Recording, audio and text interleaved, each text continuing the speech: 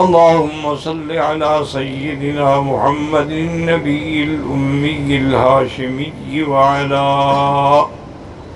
وعلى آله وأصحابه نجوم الهدى. أما بعد فقد قال الله تبارك وتعالى في القرآن المجيد والفرقان الحميد: أعوذ بالله من الشيطان الرجيم. بسم الله الرحمن الرحيم. لا جناح عليكم أن تبتغوا فضلا من ربكم فإذا أفضتم من عرفات فاذكروا الله عند المشعر الحرام واذكروه كما هداكم وإن كنتم من قبله لمن الضالين.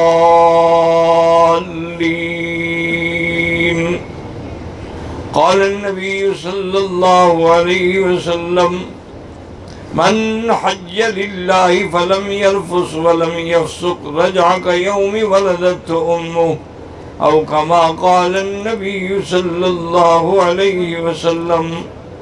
صدق الله العلي العظيم وصدق رسوله النبي الكريم، ونحن على ذلك لمن الشاهدين ومن الشاكرين، والحمد لله رب العالمين.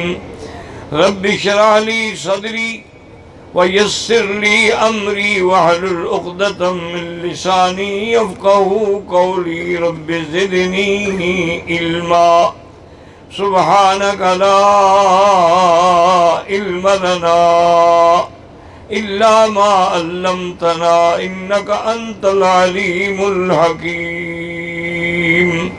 برادران اسلام، واجب الاحترام بزرگوں، دوستوں، بھائیوں، عزیز نوجوانوں، محترمہ بھائیوں، بہنوں، اللہ کے کلام مقدس میں سے چند آیات اور آقا انعامدار حبیب کبریا سیدنا محمد مصطفیٰ صلی اللہ علیہ وسلم کے فرامین مبارکہ میں سے ایک حدیث تلاوت کی ہے. دعا فرمائیں اللہ تعالیٰ اس عاجز کو علی حل والعیال صحت عافیت کاملہ دائمہ عاجلہ اور حق بات بیان کرنے کی توفیق عطا فرمائیں. آپ کو حق سننے سمجھنے کی، ہم سب کو حق پر چلنے کی توفیق عطا فرمائیں. تمام آنے والوں کی پروردگار اپنی رحمت سے حاضری، حج، عبادات، صدقات، خیرات منظور و مقبول فرمائیں. الحمدللہ ایام حج قریب تر ہو گئے. انشاءاللہ اللہ کو منظور ہے تو کل قافلے شام کو روانہ ہونا شروع ہو جائیں گے مینا کے لیے. بہرحال موٹی چیز یہ ہے کہ احرام سے پہلے غسل کریں، بدن کی صفائی کریں، خوشبو والا صابن ہو کوئی ہو، چونکہ ابھی آپ نے نیت نہیں کی. اس کے بعد 2 چادریں باندھیں. افضل یہ ہے کہ وہ سفید ہوں اور سلی ہوئی نہ ہوں. 2 چادریں باندھ کے سر ڈھانک کے آپ نے 2 رکعت پڑھنی ہے سنت الاحرام. اگر موقع ملے، خدا نہ خواستہ موقع نہ ہو اور نماز نہ پڑھیں تب بھی نیت ہو سکتی، لیکن افضل یہی ہوتا ہے. اگر حرم میں ہیں تو الحمدللہ، ورنہ جہاں بھی ہیں، جس محلے میں ہیں، عزیزیہ میں ہیں، بطا قریش میں ہیں، کسی بھی مقام پر ہیں، وہیں اپنی نیت کر سکتے ہیں. تو آپ 2 رکعتیں پڑھنے کے بعد نیت کریں گے. اصل نیت دل میں ہوگی، لیکن زبان سے بھی کہیں گے کہ لبیک بحجۃ، یا اللہم انی ارید الحج، یا اللہ حج آسان فرما دے. اور لبیک پڑھیں گے کم از کم 3 دفعہ. لبیک اللہم لبیک، لبیک لا شریک لک لبیک، ان الحمد والنعمت لک والملک لا شریک لک، کم از کم 3 دفعہ. مرد زور سے پڑھیں گے اور عورتیں اتنا آہستہ پڑھیں گے کہ صرف خود سن سکیں. ان کو زور سے پڑھنا جو ہے وہ منع ہے. عورت کا کوئی احرام نہیں، جو کپڑے پہنے ہوئے ہیں وہی احرام ہے. اسی میں غسل وغیرہ کر کے کپڑے پہن کے، اگر حیض بھی ہے تب بھی کوئی بات نہیں ہے، چونکہ حیض کے لیے بھی وہ غسل کرے گی، لیکن پاکی کا نہیں ہوگا، نظافت کا، صفائی کا ہوگا. اور اس کے بعد صرف یہ ہے کہ سر پہ کوئی کپڑا باندھ لیں تاکہ بال نہ کھلیں. وہ احرام نہیں ہے، وہ احرام نہیں، نہ اس کی کوئی پابندی ہے. ہر نماز کے وقت اس کو کھولنا پڑے گا مسح کرنے کے لیے۔ تو اب وہ بھی نیت کر لیں۔ اگر عورت حیض کی حالت میں ہے وہ مینا جا سکتی ہے، مزدلفہ جا سکتی ہے، عرفات جا سکتی ہے، واپس مینا آ سکتی ہے، کنکریاں مار سکتی ہے، قربانی کرا سکتی ہے، بال کٹا سکتی ہے، احرام کھل جائے گا، لیکن طواف اور نماز نہیں پڑھ سکتی جب تک پاک نہیں ہو۔ بس ایک موٹی بات یاد ہے کہ عورت حیض کی حالت میں ہر کام کر سکتی ہے، لیکن صرف نماز اور طواف نہیں کر سکتی ہے۔ بس سنت یہ ہے کہ 8 تاریخ کو ہم ظہر سے پہلے مینا پہنچیں اور مینا کے اندر 5 نمازیں پڑھیں، ظہر، عصر، مغرب، عشاء اور فجر کی نماز۔ جگہوں میں نہ پڑھیں، ورنہ اصول یہ ہے کہ مسافر جو ہے وہ قصر پڑھیں گے اور مقیم جو ہے وہ پوری پڑھیں گے۔ لیکن اگر مقیم نے بھی قصر پڑھ لی تو خدا نہ خواستہ کفر اسلام کی جنگ نہیں ہے، اس لیے نہ لڑائی کریں نہ جھگڑے کریں۔ جو قصر پڑھیں گے الحمدللہ، جو پوری پڑھیں گے الحمدللہ۔ اصل بدقسمت تو وہ ہے جو پڑھے گا ہی نہیں، جو نماز سے محروم ہوگا۔ علماء کو اس پہ زور لگانا چاہیے، پڑھنے والوں کو نہیں لڑانا چاہیے۔ آج کل مصیبت یہی ہے، جو نماز نہ پڑھتا اس کو کوئی سمجھانے نہیں جاتا، جو پڑھتا اس کو کہتے ہی نماز نہیں ہوتی، تو نے یہ نہیں کیا، تو نے یہ نہیں کیا، تو نے یہ نہیں کہتے، یعنی پڑھنے والوں کو چھیڑتے ہیں تاکہ پڑھنا چھوڑ کے نکل جائے وہ۔ بہرحال انشاءاللہ 8 کو آپ مینا میں ہوں گے، اور مینا کے اندر بھی جتنا اللہ توفیق دے قرآن پاک کی تلاوت کریں، تسبیحات پڑھیں، تسبیح، تحلیل، تحمید، تکبیر، اور اس کے بعد درود شریف، قرآن شریف جتنی ہو سکے۔ قصے کہانیوں میں اور کھانے پینے میں وقت ضائع نہ کریں، جتنی کم کھائیں گے آرام سے رہیں گے انشاءاللہ۔ صبح کو 9 تاریخ کو انشاءاللہ جب سورج نکل آئے اور اس کی دھوپ کی شعاعیں جبل ثبیر جو سامنے پہاڑ کھڑے ہیں ان پہ پڑنی شروع ہو تو پھر آپ عرفات کے لیے روانہ ہوں۔ عرفات میں جانے کے بعد اگر موقع ہو تو عرفات میں غسل کرنا بھی سنت ہے، اور عرفات کے اندر وادی عرفات کے اندر وقوف کرنا ہے۔ اور حج کا وقت جو ہے وہ زوال کے بعد شروع ہوگا، سارا دن ہوگا، ساری رات صبح صادق تک ہوگا۔ اب آپ وہاں کوشش کریں، اگر سمجھدار ہیں اپنے مکتب نمبر، روڈ نمبر، اشارے نمبر سب اپنے پاس لکھ کے رکھیں، ٹیلی فون نمبر، رابطہ نمبر بھی اگر کچھ ہو جائے تو کس کو بتاؤ۔ تو یہ ساری چیزیں اپنی طرف سے احتیاط کر کے رکھ لیں، اور ہر آدمی مرد ہے یا عورت اس کی جیب میں 50-100 ریال بھی ہونے چاہیے، اور وہ بھی 5-5، 10-10 ریال یعنی کھلے، تاکہ عین ٹائم 100 ریال کھلا نہ ملے تو وہ کیا کرے، تاکہ وہ کسی سے بھی کھلا مانگے، کسی سے مانگ کے پانی نہ پیے، خود خرید کر کے پیتی رہے۔ تو اب جناب یہ ہے کہ انشاءاللہ 9 تاریخ کو سارا دن ہم نے عرفات میں گزارنا ہے۔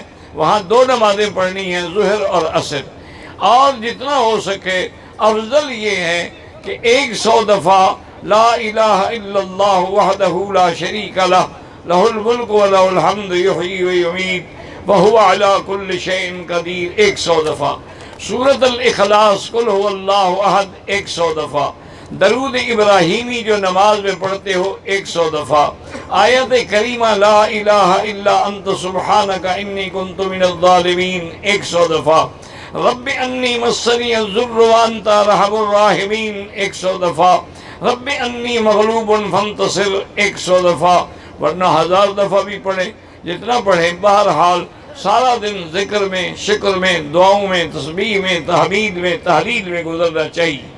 اور اسی طرح یاد رکھیں کہ انشاءاللہ جب دھوپ برداشت کرنے کے قابل ہو جائے، خیموں سے باہر نکل کے کھڑے ہوں اور لمبی لمبی دعائیں کریں، رو رو کے دعائیں کریں۔ حدیث پاک میں آتا ہے لم تبکو، رونا نہ آئے فتباکو، رونے والوں کی شکل تو بنا لو تاکہ اللہ تعالیٰ قبول فرمائیں۔ عالم اسلام کے لیے دعائیں کریں، کشمیر کے لیے دعائیں کریں، فلسطین کے لیے دعائیں کریں۔ عالم اسلام میں مسلمان جہاں بھی ہیں، عرب میں ہیں، عجب میں ہیں، سندھ میں ہیں، ہند میں ہیں، افغان میں ہیں، ان سب کی جان، مال، عزت، آبرو کی حفاظت کے لیے دعائیں کریں۔ اور پورے عالم اسلام میں جتنی مساجد ہیں، مدارس ہیں، دین کے ادارے ہیں، مراکز ہیں، ان کے لیے دعائیں کریں کہ اللہ ان کو محفوظ رکھے۔ اور اسی طرح جتنے علماء حق ہیں ان کے لیے بھی دعائیں کریں، اللہ ان کی حفاظت فرمائے، اور اللہ ہر شر سے محفوظ رکھے اور ہر فتنہ سے محفوظ رکھے۔ اور اسی طرح بلد الامین اور حرمین الشریفین کے لیے دعائیں کریں کہ اللہ ان کو قیامت تک ہر فتنہ سے محفوظ رکھے، اور پاکستان کی سلامتی کے لیے بھی دعائیں کریں، کیونکہ اس وقت دشمن جو ہے، یہود جو ہے، اس کی نظر یا تو اس ملک پر ہے یا پاکستان پر، کیونکہ اسلامی ملک ہے، اسلامی ملک ہو کے اٹامک پاور ہے، اس لیے ان کو برداشت نہیں ہو رہا ہے، اسی لیے وہ ہر ممکن حربہ استعمال کر رہے ہیں۔ اب یہود اور قادیانیوں نے پورا گڑھ بنا لیا ہے، اس لیے دعا کریں کہ اللہ ان کے فتنوں کو ہمیشہ کے لیے ختم فرما دے، اور اللہ سے گڑ گڑا کے دعا کریں کہ یا اللہ ہم تو عاجز ہیں، ہم تو ان کا مقابلہ نہیں کر سکتے، نہ یہودیوں کا، نہ قادیانیوں کا، نہ بے دینوں کا۔ آپ اپنی قدرت سے ابابیل بھیج کے ان پہ خود اپنی قدرت سے ان کو ناکام کریں، اپنی قدرت سے ان کے فتنوں کو ختم کریں۔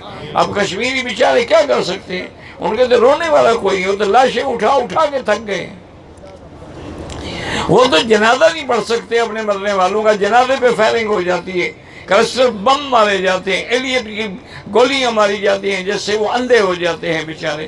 کتنے لوگ ہیں، یعنی ہزاروں شہید ہو گئے ہیں، لیکن آج تک مسلمان قوتیں صرف زبانی کلامی ہمدردی کر رہی ہیں، انا للہ و انا الیہ راجعون۔ قیامت میں پتہ نہیں خدا کو کیا منہ دکھائیں گے۔ بھئی اگر اللہ نے طاقت دی ہے، تمام مسلمان قوتیں کچھ بھی نہ کرو، کوئی لڑائی نہ کرو، صرف ان سے بائیکاٹ کر دو ان کی چیزوں کا، 1 سال کے اندر اندر مسئلہ حل ہو جائے گا کہ ہم نے دشمن کی کوئی چیز نہیں خریدنی، کوئی چیز نہیں بیچنی۔ آپ دیکھیں مسئلہ حل ہوتا ہے کہ نہیں ہوتا؟ وہ تو بنیا ہے ہندو، اور یہودی تو اس کا بھی باپ ہے، ان کو تو اگر پیسے ایک دمڑی کا بھی نقصان ہو تو موت آ جاتی ہے۔ تو بڑا آسان علاج یہ ہے کہ ان کی ہر چیز کا بائیکاٹ کریں، ان کی ہر چیز خریدنی چھوڑ دیں، ہر چیز لینی چھوڑ دیں، چونکہ وہی ہمارا پیسہ ہمارے بھائیوں پر گولیاں بن کے برستا ہے۔ تو آپ سب کے لیے دعائیں کریں، اور جتنے مساجد ہیں، مدارس ہیں، دین کے کام کرنے، سب کے لیے دعائیں کریں، سارا دن دعاؤں میں گزاریں۔ سورج غروب ہونے کے بعد، اس سے پہلے آپ عرفات سے نہیں نکل سکتے، سورج غروب ہونے کے بعد مغرب کی نماز نہیں پڑھیں گے اور مزدلفہ کے لیے روانہ ہو جائیں گے۔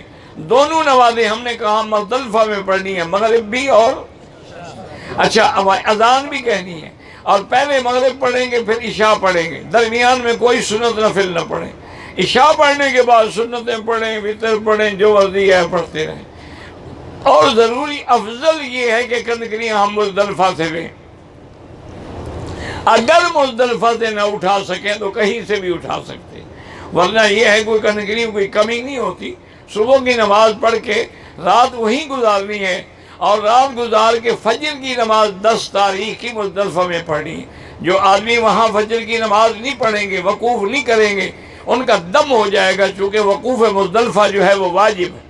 ہاں اگر کوئی عورتیں ہیں، کوئی بوڑھیاں ہیں، کمزور ہیں، بیمار ہیں یا ملازم ہیں، ان کی ڈیوٹی ہے، تو وہ رات کو 12 بجے کے بعد دونوں نمازیں پڑھ کے مینا آ سکتے ہیں، لیکن بغیر عذر کے اگر کوئی چلا آئے گا تو اس میں دم واجب ہو جائے گی۔ فجر کی نماز مزدلفہ میں پڑھیں، نماز پڑھ کے کھڑے ہو کے جتنا لمبی دعا ہو سکتی ہے کریں۔ یہ وہ مقام ہے کہ جو دعائیں میرے آقا کی عرفات میں بھی منظور نہیں ہوئی، وہ مزدلفہ میں منظور ہو گئی ہیں، تو لہذا آپ غفلت نہ کریں۔ اب ہم نے مزدلفہ سے 10 تاریخ کو مینا آ جانا ہے۔ مینا میں آنے کے بعد پہلا کام کیا کرنا ہے کہ جمرۃ العقبہ جو بڑا شیطان ہے اس کو 7 کنکریاں مارنی، اور ایسے کھڑے ہوں کہ مینا آپ کے دائیں طرف ہو اور کعبہ آپ کے بائیں طرف ہو، اور ہر کنکری ماریں بسم اللہ اللہ اکبر رغما للشیطان ورضا للرحمن، بسم اللہ اللہ اکبر رغما للشیطان ورضا للرحمن۔ 7 کنکریاں ایک ایک کر کے ماریں۔ اگر آپ نے کسی دوسرے کی کنکریاں مارنی ہیں، پہلے اپنی مار لیں پھر اس کی کنکری ماریں، کٹھی ماریں گے ادا نہیں ہوگی۔ اگر کنکری اس ستون کو لگ کے باہر نکل آئی وہ بھی ادا نہیں ہوگی، کنکری وہی ادا ہوگی جو اس کنویں کے اندر جا کے گرے، لہذا بڑے آرام سے کنکری مارنے کے بعد دوسرا کام کیا ہے؟ قربانی، کیونکہ میرے آقا نے رحمت دو جہاں نے کنکری ماری، کنکری کے بعد قربانی کی، اور حضور نے 100 اونٹ ذبح فرمایا، 63 اونٹ تو اپنے ہاتھ سے ذبح فرمائے، اور باقی کے لیے حضرت علی رضی اللہ تعالی عنہ کو وکیل بنایا کہ تم میری طرف سے ذبح کرو۔ حضور کی اجازت سے اور وکالت سے حضرت علی نے ذبح کی۔ تو یہ افضل یہی ہوتا ہے کہ آدمی اپنی بکری خود ذبح کرے، اگر نہ کرے تو اپنے ساتھ کھڑے ہو کے ذبح تو کرائے، سامنے تو موجود ہو اور اس بندے کو اجازت دے کہ تم میرے وکیل ہو، اب ذبح کرو۔ ایسے نہیں ہے کہ آپ نے کہہ دیا وہ کر دے گا، پتہ نہیں کس کی کر دے گا، نہ کسی کا نام، نہ کسی کا وقت، نہ کسی کی اجازت، نہ وکالت، وہ بکریاں شکریاں ذبح نہیں ہوں گی، وہ تو صرف ایک نام ہے۔ بہرحال پہلے کنکری ماریں گے، کنکری کے بعد قربانی، قربانی کے بعد افضل یہ ہے کہ سر پہ اسطرا پھروائیں اور دائیں طرف سے شروع کریں، قبلہ رخ ہو کے بیٹھے، دائیں طرف سے اسطرا پھیریں، خوشبو والا صابن نہ لگائیں، شیمپو نہ لگائیں، سادہ صابن لگا سکتے ہیں، اور اسطرا پھروانے کے بعد دعا بھی کرتے رہیں، چونکہ جب بال گرتے ہیں تو ہمارے گناہ جھڑ جاتے ہیں، اللہ تبارک و تعالیٰ گناہوں سے پاک و صاف کر دیتے ہیں۔ اب جناب ہم نے جب کنکری مار لی، قربانی کر لی، سر منڈا لی، اب احرام کھل گیا، اب آپ غسل کریں، خوشبو لگائیں، کپڑے پہنیں، سب کچھ حلال ہے۔ اگر بیوی ساتھ ہے تو بیوی حلال نہیں ہوگی جب تک کہ طواف زیارت نہ کیا جائے، اس وقت تک تحلل کامل نہیں ہوتا۔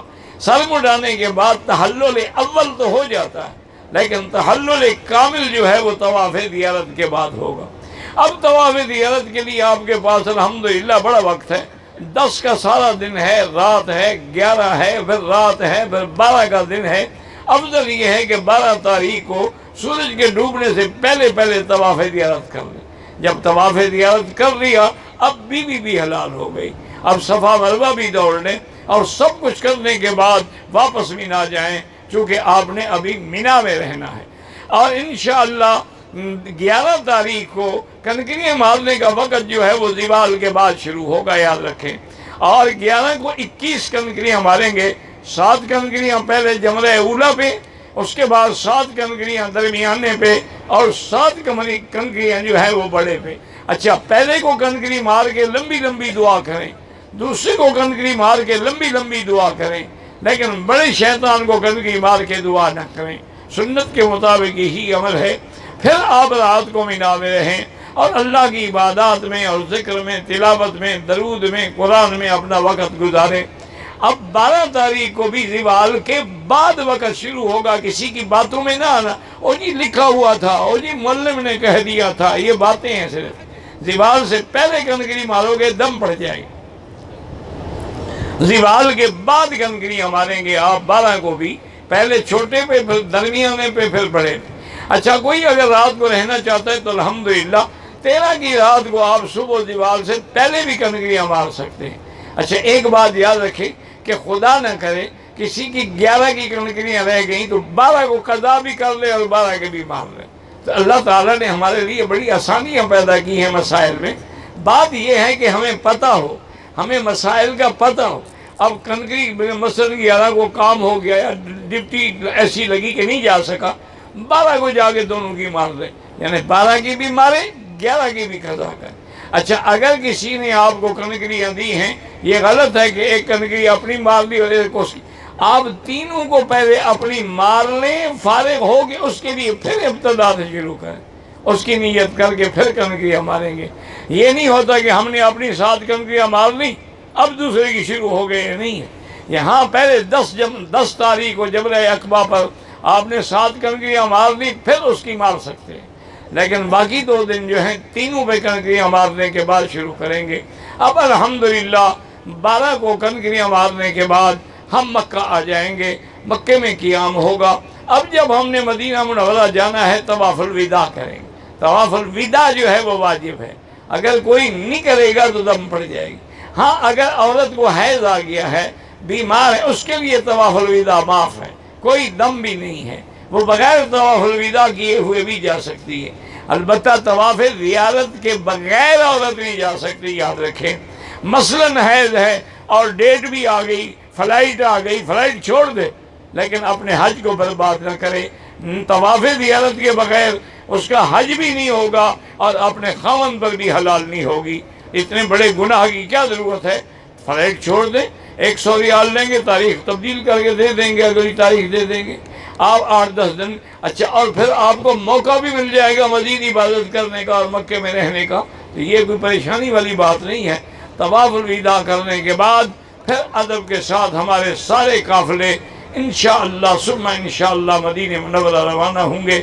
اللہ تبارک و تعالی ہماری آپ کی تمام آنے والوں کی حاضری، حج، عبادت، زیارت، صدقات، خیرات قبول و منظور فرمائے۔ آمین آمین۔